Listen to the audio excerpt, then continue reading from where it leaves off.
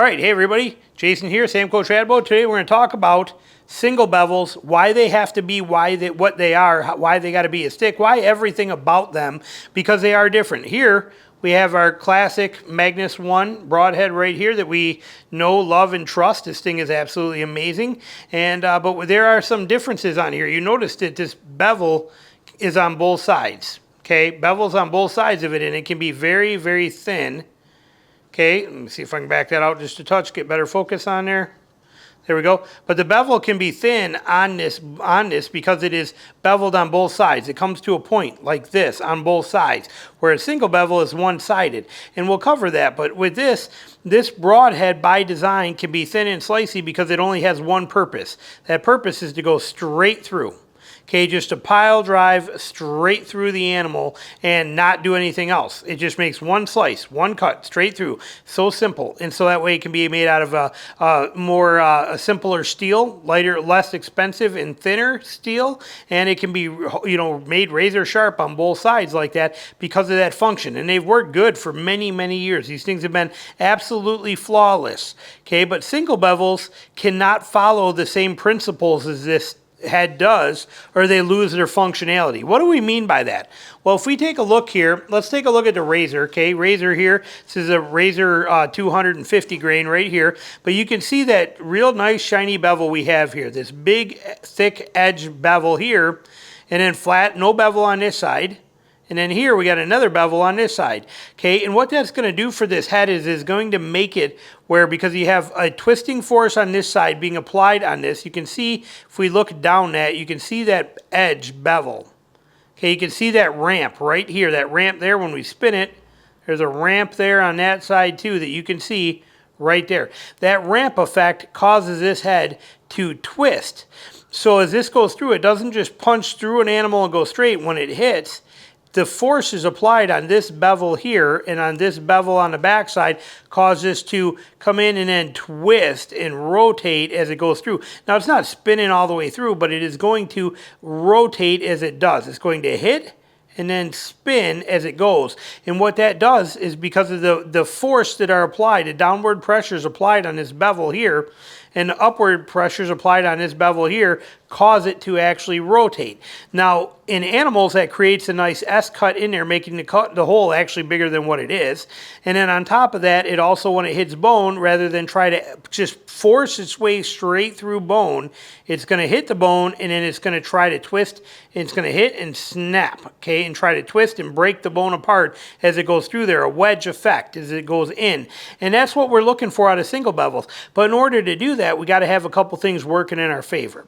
One of them is we need blade thickness. Okay, we need that thickness of the actual blade to work for us, so that when we have this bevel on there, it can have enough ramp to it. If we take this one and we hold them side by side, okay, you can see the thickness of that blade on there matters. Look at its thickness difference of the blades.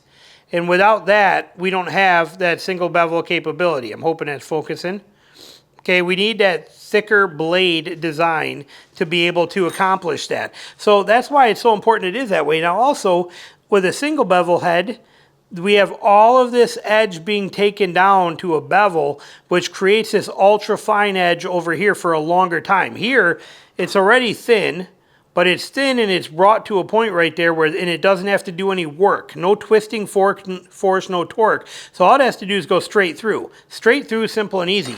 This one has to work for a living. This one has to go in and twist. And in order to do that, you need a quality steel that can handle the edge doing that without damaging and chattering and screwing up and cattywampusing the edge of this. So you want good quality steels. Like these are made out of A2, some are made out of S7s, but they're higher end steels than the high carbon stuff that you're getting for a lot of broadheads out there. But it has to be to keep that edge protected because of the amount of the work that the edge has to do, and with how thin that edge gets, because you got a bevel and a flat side, creating this long, drawn-out bevel that you see on there We need to be able to protect that bevel. So that's the whole purpose behind them and why they are what they are. So a lot of them are going to be like 0.62 or 0.062 steel, things like that. They're going to be heavier duty in steel to be able to handle that. Now some of your classic ones like the meatheads here from Tough Head, the originals, they are a thin steel too, but you can see that they are actually stuck together.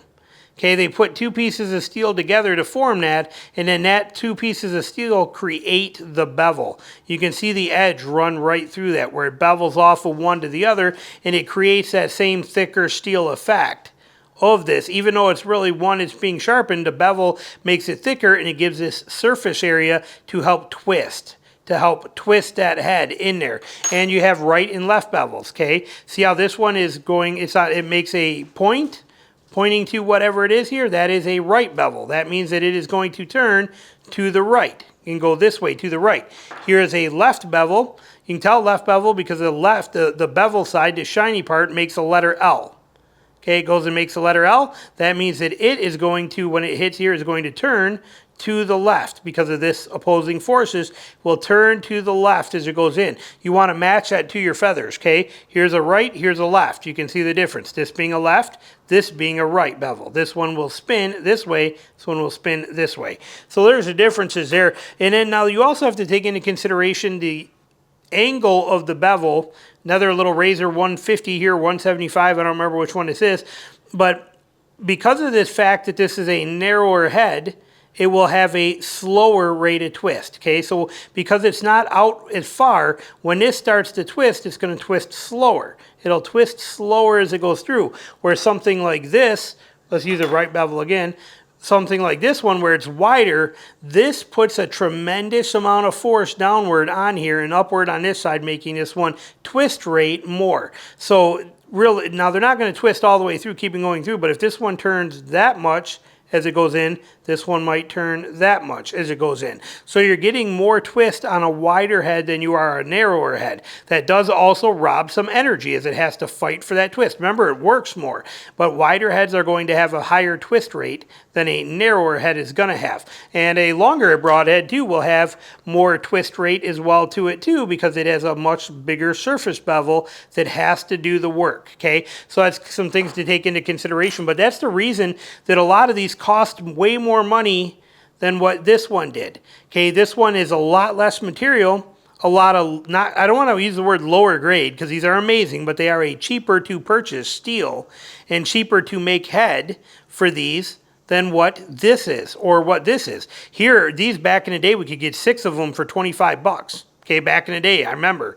Okay, even now they might be 6 for 50 or something like that. They don't make them anymore, but if they did, it might be 6 for 50, I'm guessing. I don't know. These ones here are 75 or 80 bucks for 3, something like that, I'm guessing, last time I bought them, for the A Boyers, these amazing A Boyer broadheads. And then the razors are 100 bucks for 3. So, but that money comes into the cost of the materials, titanium ferrules, stainless steel ferrules, things like that. Okay, again, the amount of laser welding and the work that goes into these and the quality of the steel that these are, it makes a big difference. Matter of fact, here's an interesting one here. Let's take a look at this razor just for comparison. Let's compare it to this right here.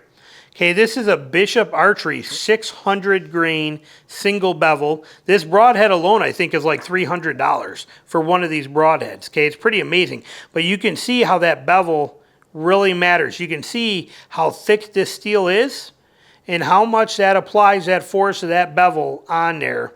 And what the twist ratio of this head is insane because of that bevel angle. Okay, this thing is going to turn like nobody's business.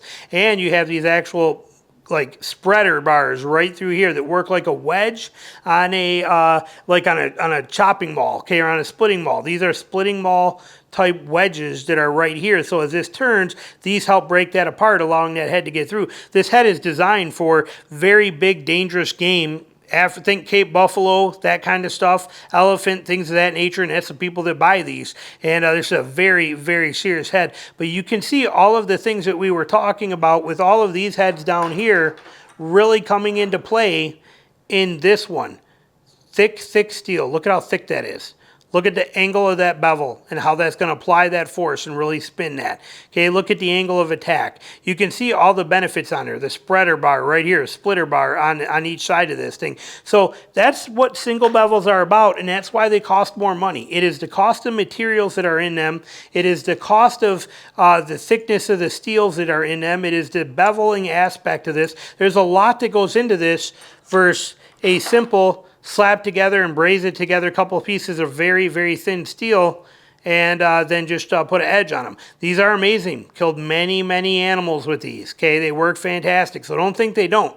But this is much, much cheaper and easier to produce than what these are. For many people, they feel there's advantages, myself included, to this style of a single bevel head over a double bevel thinner blade, but I still think both of them work absolutely fantastic. I love them all. But now you know why single bevels are what they are and how they work. Hope you enjoyed it. Thanks for watching.